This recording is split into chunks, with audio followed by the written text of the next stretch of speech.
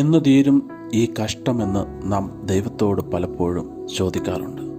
എന്തുകൊണ്ടാണ് എൻ്റെ ദൈവമേ ഞാൻ രോഗിയായി ജനിക്കപ്പെട്ടത്, വൈകല്യത്തോടു കൂടി ജനിക്കപ്പെട്ടത്, ഈ പ്രയാസകരമായ ദുരിതകരമായ അനുഭവത്തിൽ, ഈ ദാരിദ്ര്യം പിടിച്ച കുടുംബത്തിൽ ജനിച്ചത് എന്തുകൊണ്ട് എന്ന് ദൈവത്തോട് നമ്മൾ ചോദിക്കാറില്ലേ?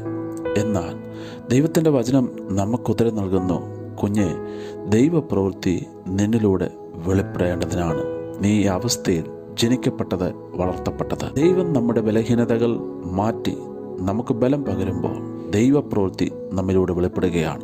രോഗം മാറ്റി സൗഖ്യം പകരുമ്പോൾ ദൈവപ്രവൃത്തി നമ്മിലൂടെ വെളിപ്പെടുകയാണ്. ദാരിദ്ര്യം മാറ്റി സമ്പന്നത പകരുമ്പോൾ ദൈവപ്രവൃത്തി നമ്മിലൂടെ വെളിപ്പെടുകയാണ്. അങ്ങനെ ദൈവനാമം നമ്മിലൂടെ വെളിപ്പെടേണ്ടതിനാണ് ഈ അനുഭവത്തിൽ കൂടെ നാം കടന്നു പോകുന്നത്. അതുകൊണ്ട് ദൈവത്തോട് ചേർന്ന് നിൽക്കുക.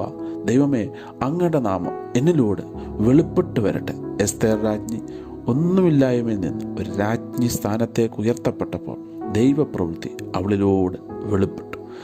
എന്നതുപോലെ തന്നെ ഇന്ന് കർത്താവിനെ വിളിക്കുന്ന നമ്മിലൂടെ ദൈവപ്രവൃത്തി വെളിപ്പെടുക തന്നെ ചെയ്യും.